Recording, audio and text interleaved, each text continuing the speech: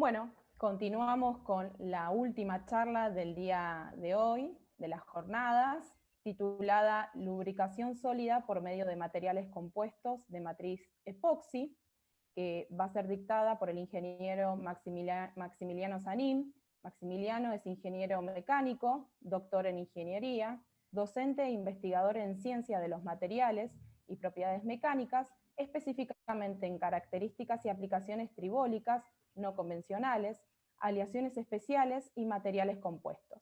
Además, es colaborador mecánico en sistemas de posicionamiento de óptica y electrónica. Bueno, Maximiliano, te dejamos para que puedas dar tu charla. Bueno, muchísimas gracias. Bueno, a ver si puedo conseguir el puntero. Ahí creo que se alcanzaría a ver el puntero, por lo menos para tener un puntero de referencia. Bueno, ahí la corrijo un poco a Paula lo que decía de las características y las propiedades, en realidad tribológicas, es un término bastante nuevo. La tribología es el estudio del contacto de superficies y la interacción de superficies en contacto y en movimiento relativo, y todo lo que respecta a lubricación, a la pérdida de material o al cambio de la topografía, y también, bueno, a los cambios del coeficiente de fricción. El nombre, en realidad, de la palabra tribología es muy reciente, es de la década del 60, un informe de una asociación europea centrada en Inglaterra, es la que hace uso de este primer nombre al estudio justamente de lo que deriva la palabra tribos, que va más que todo en superficies en contacto. En los últimos años nos hemos encontrado con una serie de problemas, en realidad digo nos hemos encontrado como humanidad, ¿no? Que es el tema de lubricación.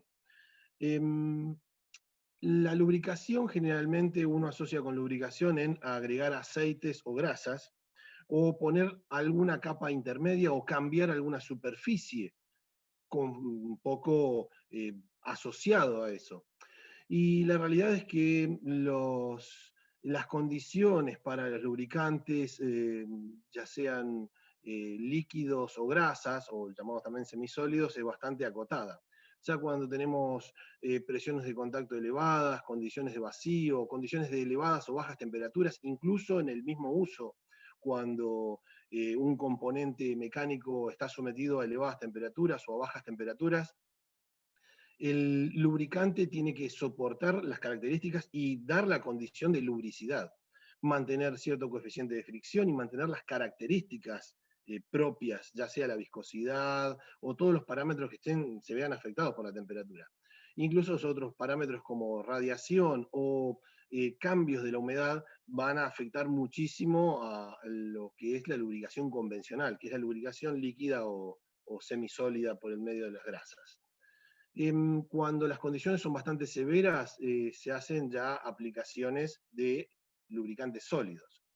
Varios investigadores han dedicado muchísimo de su tiempo a hacer mucho énfasis en la parte de lubricación sólida, y la mayoría de las veces se termina con lubricación por medio de partículas y con grafito o disulfuro de molibdeno. Otras veces se utiliza algunos polímeros como el teflón o politetrafluoroetileno, que es el nombre convencional para la parte de los que manejan la ciencia de los materiales o polímeros. Y a partir de ahí se empieza a expandir a otros lubricantes sólidos como nitruro de boro hexagonal o algunas resinas acetálicas o incluso hasta algunos metales de bajo punto de fusión, donde al tener alguna temperatura de recristalización bastante baja, también son utilizados como lubricantes sólidos. La aplicación de estos lubricantes es más bien directa o como aditivos, o muchas veces la aplicación también es por algunos medios bastante costosos, como deposición, electrodeposición, deposición por plasma, y muchas veces terminan ya siendo en combinación con otros sólidos, ya sea en combinación con algunos polímeros, agregando estas partículas lubricantes ya conocidas. Una de las más conocidas es el grafito y el disulfuro de molibdeno. Nosotros en esta parte vamos a hacer una explicación de lo que es al respecto del disulfuro de molibdeno, ya que también nos hemos metido en algunas particularidades con grafito o con otros elementos también lubricantes poco convencionales. Las nuevas tendencias para tener cierta lubricación en condiciones de alta presión de contacto, de vacío, las nuevas tendencias van hacia materiales compuestos de matriz polimérica. Esto hace que el material ya sea estructural y autolubricado. Y acá abajo puse algunas de las combinaciones, diferentes tipos de polímeros con siglas convencionales como polietileno o polioximetileno, que son las resinas acetálicas, el Delring, las poliamidas, el nylon, poliéter-éter-cetona, polimidas, resinas epoxi, que es lo que justamente vamos a ir haciendo más hincapié. Todos estos reforzados o en realidad con cargas, se los llama cargas o fillers, que es el término ya que se está utilizando en estos estudios entre todos los tribólogos, que simplemente son el relleno a estos polímeros. Los rellenos son de los más variados, hay de óxidos metálicos, sulfuros metálicos, disulfuro de tungsteno, hasta partículas o combinaciones fluoradas, diferentes tipos de ácidos, también basados en compuestos de boro. Digo esto porque acá arriba había nombrado algo de nitruro de boro hexagonal. ¿Cuál es en realidad la motivación de todo esto? Hubo una serie de problemas en toda la industria petrolera, por ejemplo, en el reemplazo de grasas con aditivos de metales pesados. Más que todo, este fue el primer disparador, donde acá se empezó a estudiar las grasas que están en contacto. Fíjense que acá hay una imagen que se muestra cómo es la aplicación realmente sucio, la aplicación de las grasas con todos los aditivos de cobre o de plomo, que ya están son bastante prohibidos. Y este tipo de roscas en la industria petrolera es una de las más utilizadas, las roscas Oil Control Tubular Golds, que son las OCTG, que son las más comunes. Y este tipo de roscas presentan según algunas normas, un roscado en una dirección y desenroscado en otro, donde mientras se hace el roscado se eleva mucho la presión de contacto. El tema de las grasas y los aditivos es muy buen lubricante, el tema es que ya hay que empezar a reemplazar esos aditivos que ya son tóxicos y atentan un poco contra no solo la vida humana, sino también contra la naturaleza. No solo con este primer enfoque, sino que también algunas aplicaciones en el contacto rueda-riel, en el labio interno de la rueda de ferrocarril sobre el hongo o perfil de riel, donde hay que tener cierto bajo coeficiente de fricción, es el que conlleva también a estudiar este tipo de lubricantes sólidos. Este lubricante sólido, en realidad, este tipo de lubricación sólida ya es bastante utilizada, no tanto así como el de las grasas en las roscas de la industria petrolera, el reemplazo, digo, a las grasas. Y esta lubricación sólida es en realidad una alternativa a algo más bien hostil en el contacto mecánico. La lubricación en el contacto rueda-riel, solo en esta zona de la pestaña de la rueda sobre el hongo del riel, es para evitar que la rueda se monte sobre el riel cuando la fricción es bastante elevada y haya posibles descarrilamientos, ¿no? Y estos enfoques no solo quedaron ahí, sino que fueron ya a algo más, saliendo, digamos, del planeta Tierra. Muchos de los conceptos de lubricación sólida apuntan a aplicaciones aeroespaciales. Pongo en una imagen acá uno de los dispositivos, bueno, en realidad el rover del Pathfinder, que fue mandado a Marte, uno de los primeros más complejos, que fue mandado a Marte allá en el 96-97.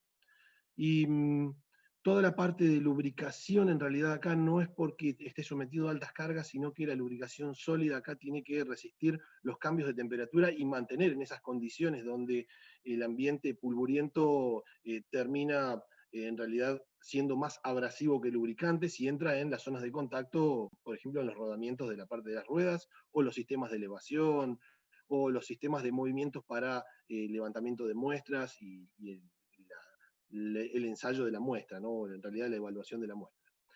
Y más que todo, por las aplicaciones para la parte de defensa, también se ha encontrado un enfoque donde el punto de vista está aplicado a la parte de tanto lubricación en vehículos blindados como en componentes de disparo.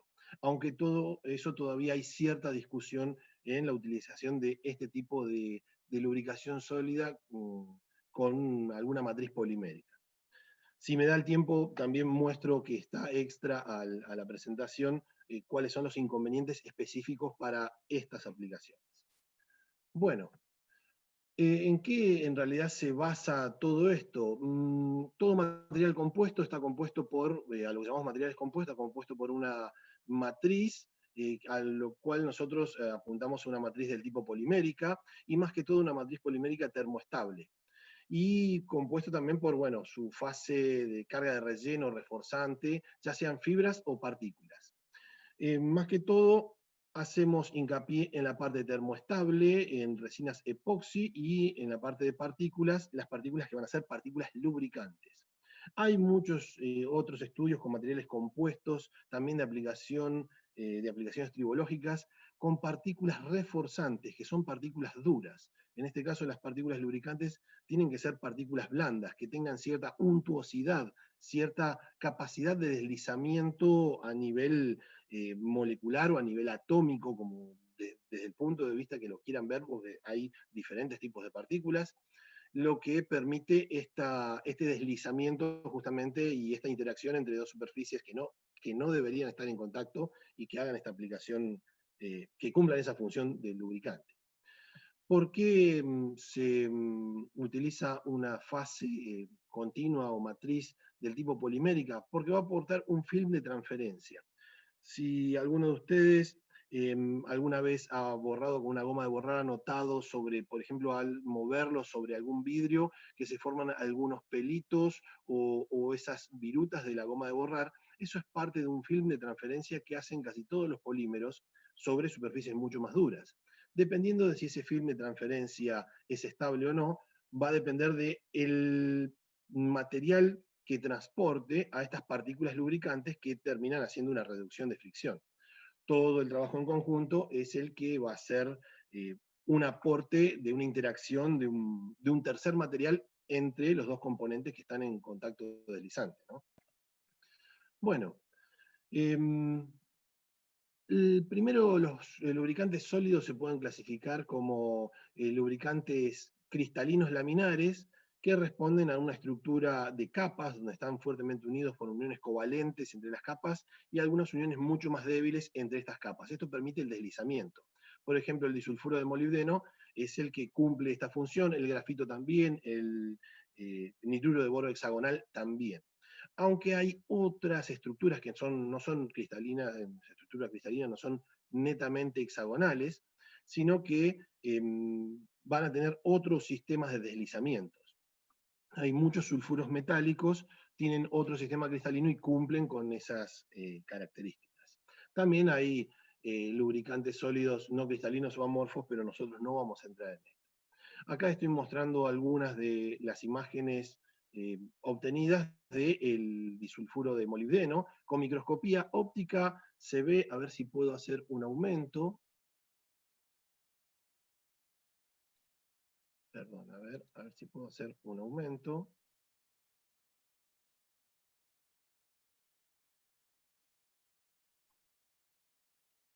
Con microscopía óptica se ve que parecen en realidad virutas, pero esto es más que todo el brillo del dispositivo de microscopía óptica, y no se identifica que esto pudiera ser un lubricante. Esta lubricación, este material, en realidad tiene la capacidad de lubricación porque está en capas finas, y estas capas son ya de estructuras se lo puede llamar de estructuras nanométricas porque en realidad tienen una sola dimensión nanométrica.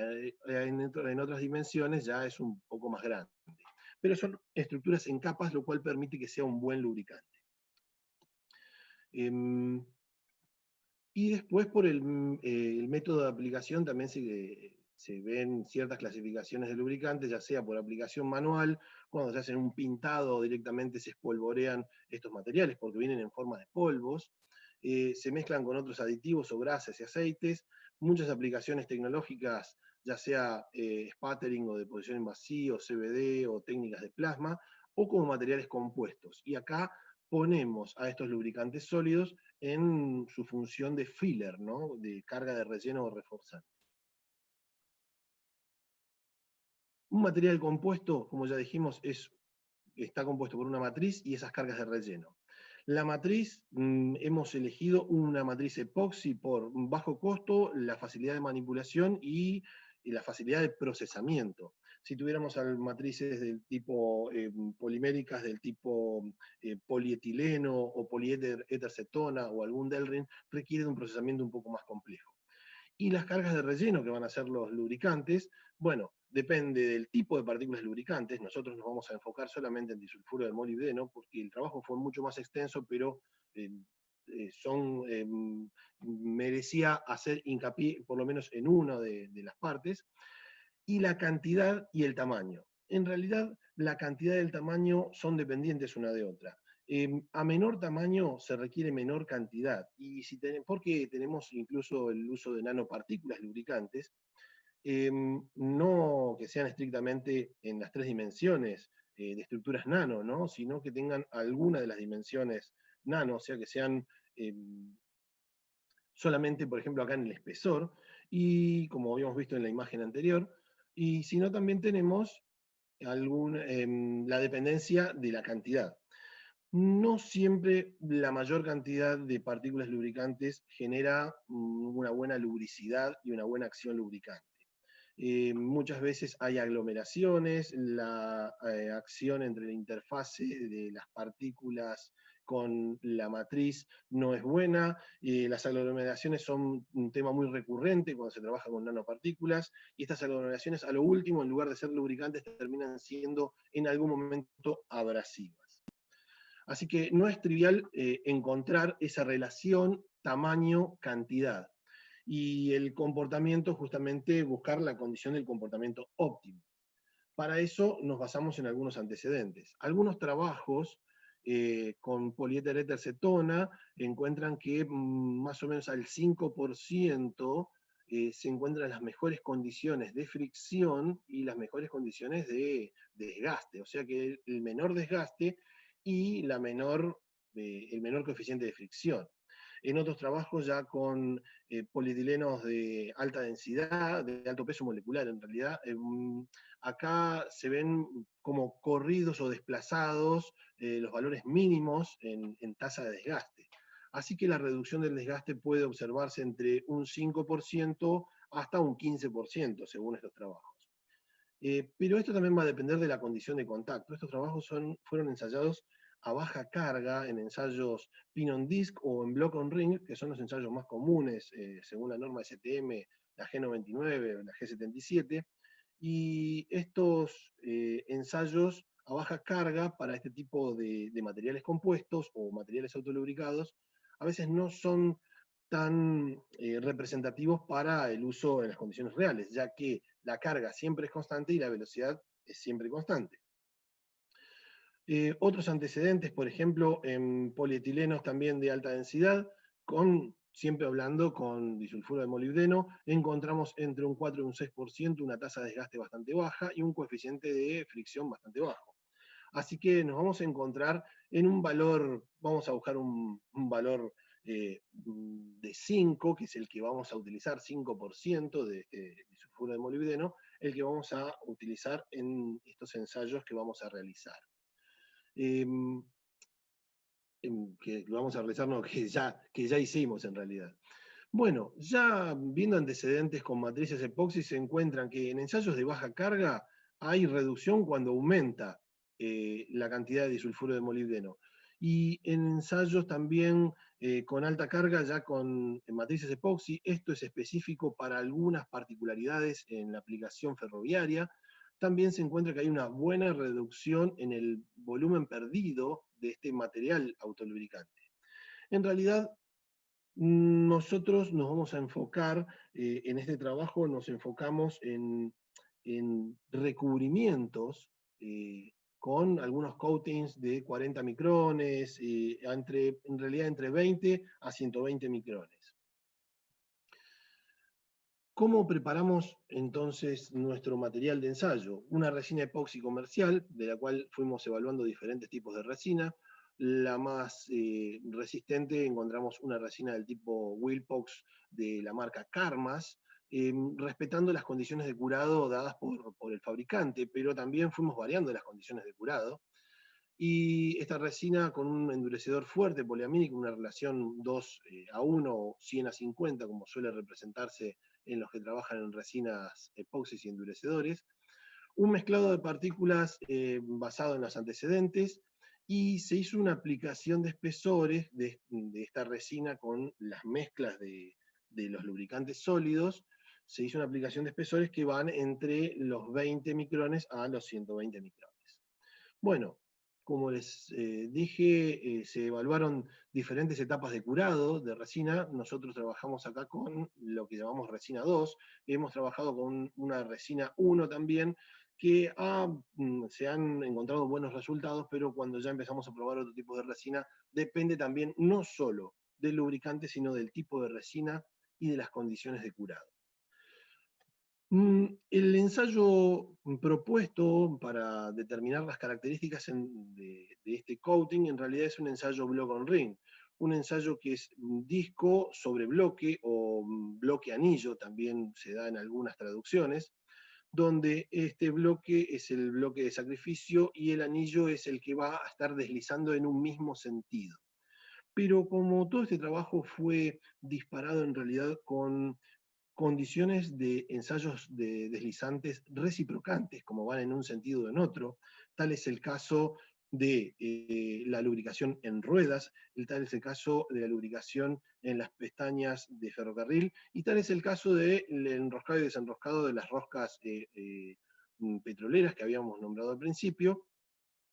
Esto se planteó con un deslizamiento en un sentido y en otro sentido con carga variable, porque cuando se hace el enroscado o cuando se hacen los giros en el ferrocarril, hay un aumento de presión en la zona de contacto. Y como es lubricación, acá el bloque va a ser un material, un acero, el disco va a ser un acero, y se va a aplicar un recubrimiento lubricante compuesto. Este consta de esa resina epoxi con una mezcla homogénea de partículas lubricantes. El ensayo es bastante severo.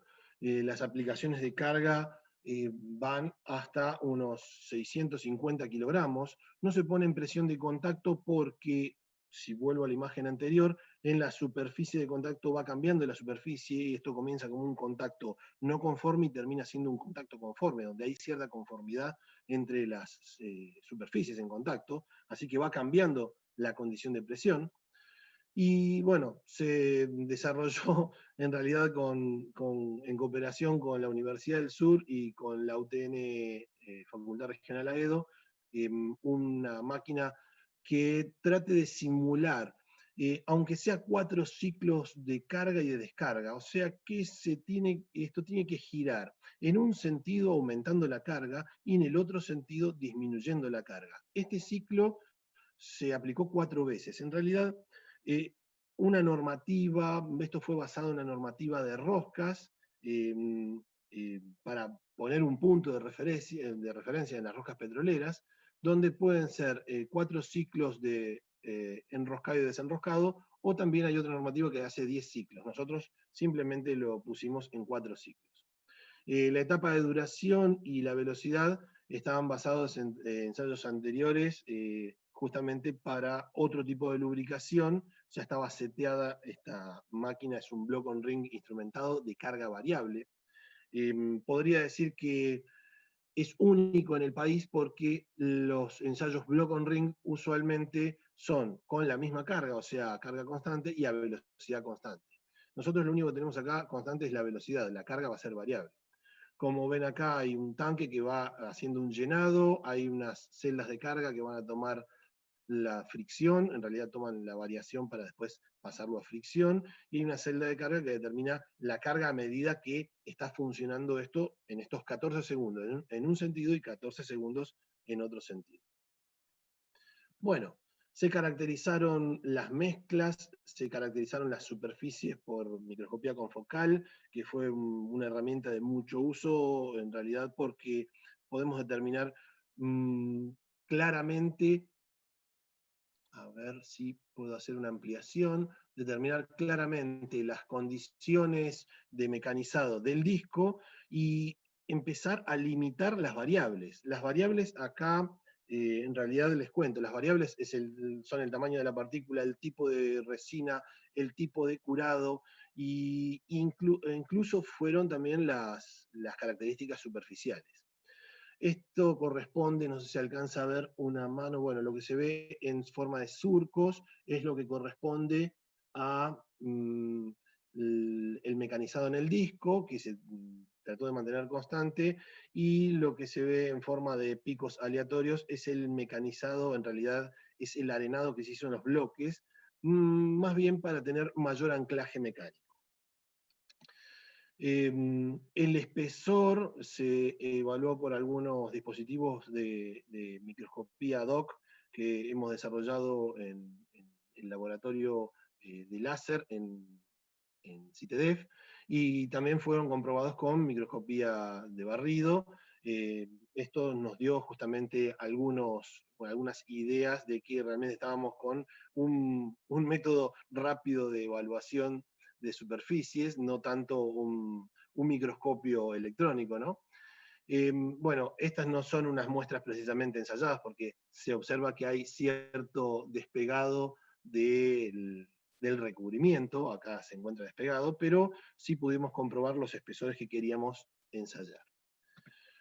Bueno, ya como cálculo del volumen de desgaste, una vez que se hicieron digo, los ensayos, se evaluó la superficie de desgaste. La superficie de desgaste se evaluó determinando la geometría de desgaste. Un poco esto dio lugar a discusión sobre la metodología, porque esta metodología para medir la escala de desgaste o la huella de desgaste en los ensayos block on ring sale de lo convencional.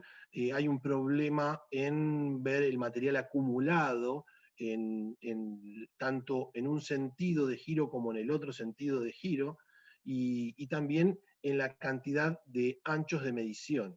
Todo esto depende del ancho de medición B que se puede observar en el esquema en gris, ¿no?, que está sobre la izquierda.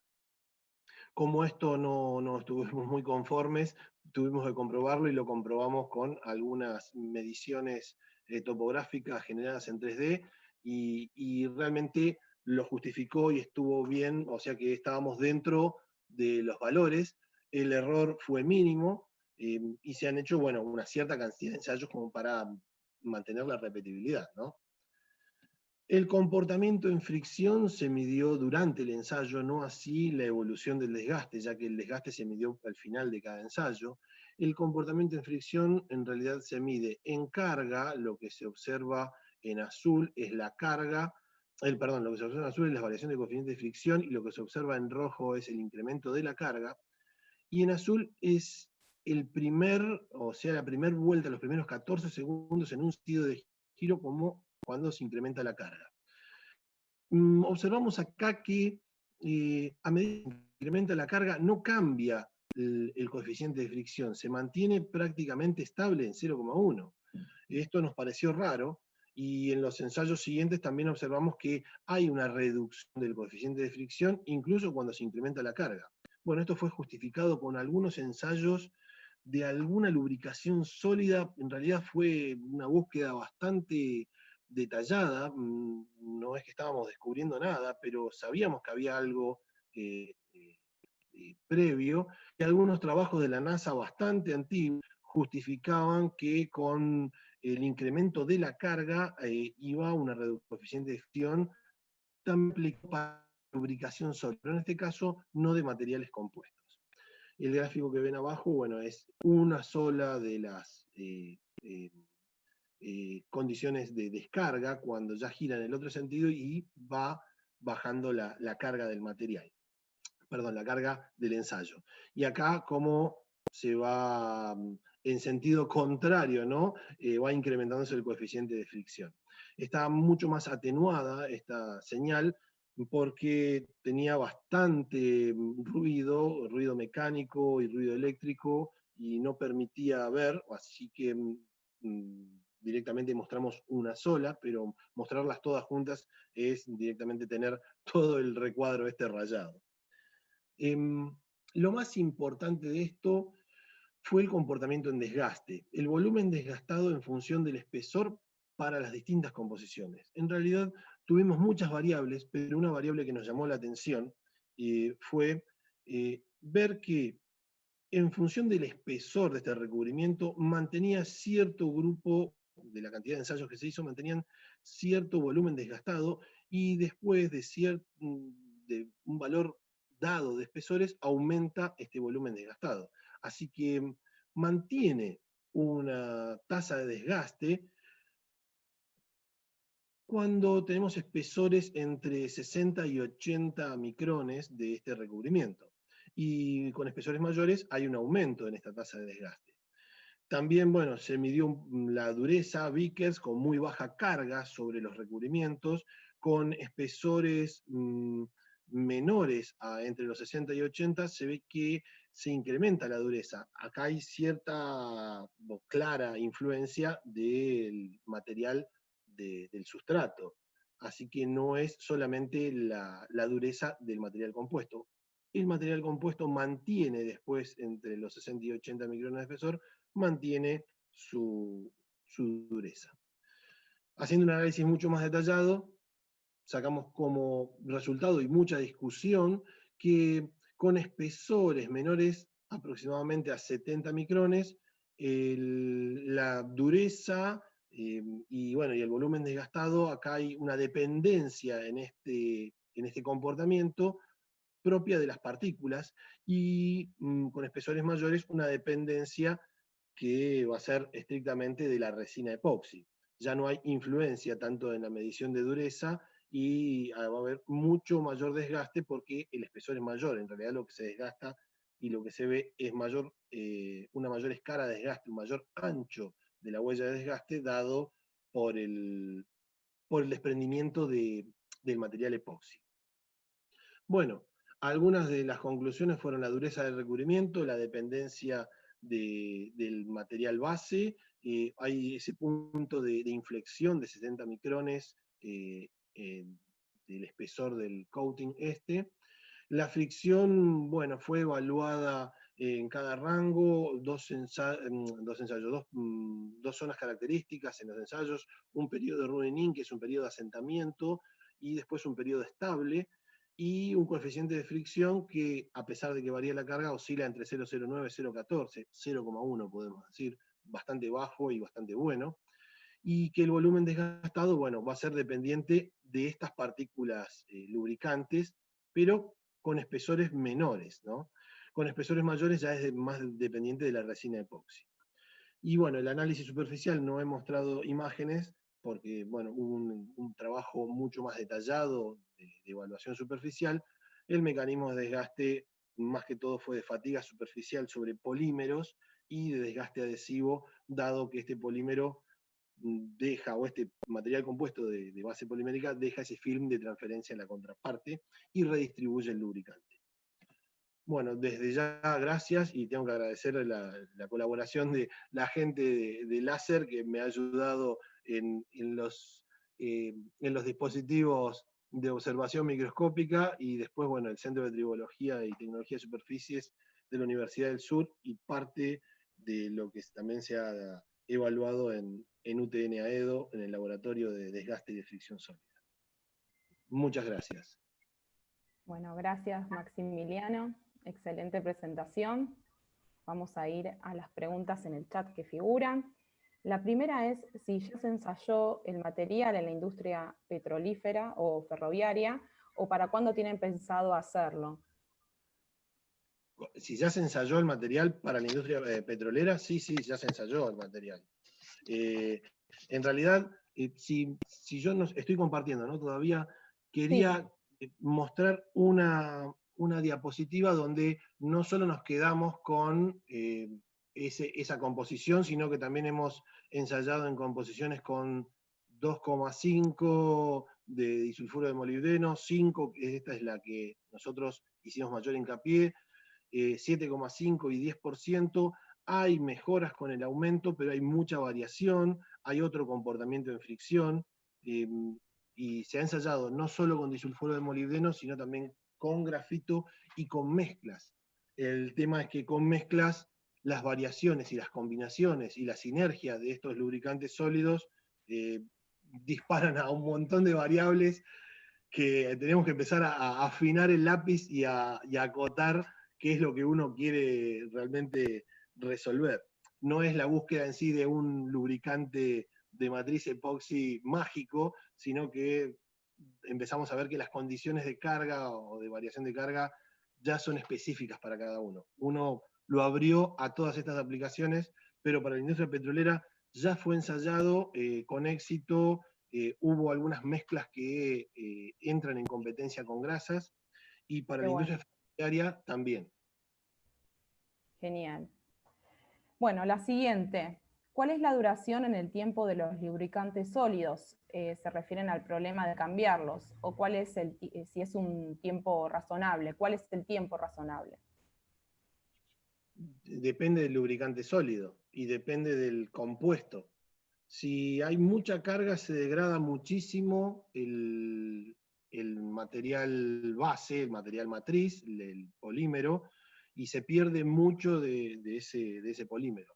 Si hablamos de duración para este tipo de ensayos, los que tenían poca, por ejemplo en la imagen que ya estoy compartiendo, los que tienen poco lubricante sólido, la dependencia más que todo es de la resina epoxi o de la base polimérica. Depende mucho del tipo de polímero también, ¿no?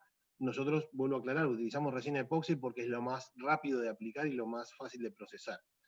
Pero han habido ensayos donde no se ha llegado al material del bloque, así que, y para el mismo ensayo, estamos hablando de este mismo ensayo, que las cargas son bastante severas, estamos hablando de entre 500 a 680 kilos en aumento y en disminución. Así que es bastante severo y lo ha soportado. No quisimos hacer más ensayos, o sea, seguir el ensayo para hacer un quinto ciclo, un sexto ciclo para este tipo de ensayos, porque limitamos para sacar la misma conclusión con 4 ciclos sobre cada bloque. Bueno, la siguiente. ¿Cómo se aplicaría esta capa en una rosca? Por pintado directamente. Genial. Se hacen pintados, cuando se hace la mezcla de la resina, se hace el pintado. Se tiene que hacer la mezcla con algo semejante a una mini pimer de cocina, ¿no?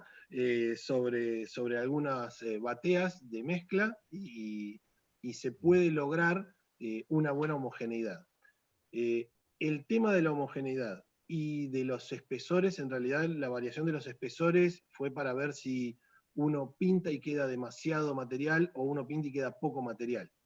Y el tema de la mezcla, bueno, fue un estudio que se hizo como desprendimiento de para ver el tamaño de partícula, cómo se mezcla, porque se ha visto que las partículas que son muy chicas, vamos a separar partículas en micrométricas, submicrométricas y nanométricas. Las submicrométricas y nanométricas tienen muchísima aglomeración y la mezcla requiere de, en realidad, una velocidad de mezcla, o tiene que ser otros métodos que no sean mecánicos.